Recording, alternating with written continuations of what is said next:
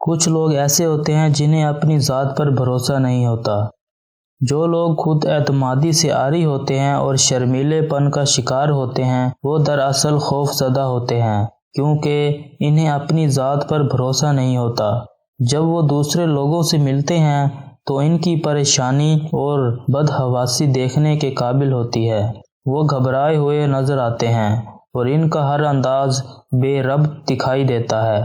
یہ پریشان حال لوگ دوسروں سے ملنا اور انہیں دوست بنانا چاہتے ہیں، لیکن جب ایسا کرنے کا موقع آتا ہے تو ایک عجیب و غریب نفسیاتی الجھن ان پر مسلط ہو جاتی ہے اور وہ اپنے مقصد میں ناکام رہتے ہیں۔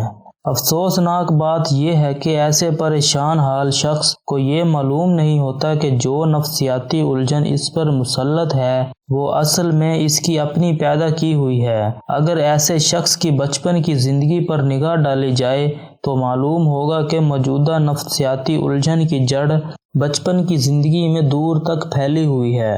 بچے کی عقل محدود ہوتی ہے اور اسے یہ معلوم نہیں ہوتا کہ ایک واقعے کو اہمیت دینی چاہیے یا نہیں۔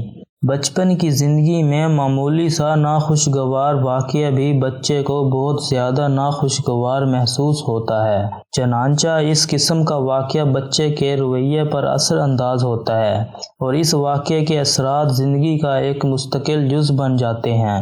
بچپن میں انسان کی عقل محدود ہوتی ہے، اس لیے وہ نفسیاتی الجھنوں کے گھڑے میں گر جاتا ہے اور یہ الجھنیں اس کی زندگی کا جز بن جاتی ہیں۔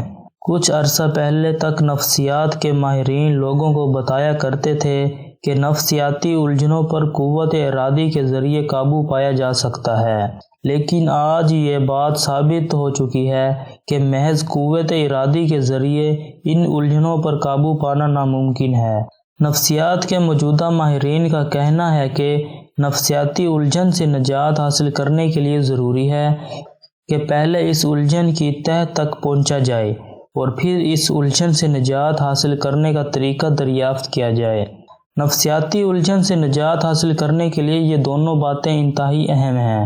سب سے پہلی بات یہ ہے کہ آپ عدم خود اعتمادی اور شرمیلے پن کو ہرگز اس بات کی اجازت نہ دیں کہ وہ آپ کی زندگی میں زہر گھولیں، اور دوسری بات، لوگوں سے میل ملاپ اور دوست بنانے کے لیے خود کو مجبور کرنا ضروری نہیں، بلکہ ضروری یہ ہے کہ آپ اپنی الجھنوں کے تجزیے کے بعد ایک صحت مندانہ نقطہ نظر پیدا کریں۔ اگر آپ نے ایک صحت مندانہ نقطہ پیدا کر لیا تو آپ کی شخصیت میں خود بخود خود اعتمادی پیدا ہو جائے گی اور آپ دوست بنانے کے فن میں مہارت حاصل کر لیں گے اور آپ کو اپنی ذات پر بھروسہ ہونے لگے گا۔ آپ کے اندر اپنے آپ کی خود اعتمادی پیدا ہوگی۔ اگر آپ کو ہماری یہ ویڈیو اچھی لگی ہو تو ہمارے چینل KP TV کو لازمی سبسکرائب کر لیجئے تاکہ مزید معلوماتی ویڈیوز آپ تک بر وقت پہنچتی رہے۔ اسی کے ساتھ آج کے ٹاپک کا اختتام کرتے ہیں اور ملتے ہیں نیکسٹ ویڈیو میں۔ تب تک کے لیے اللہ حافظ۔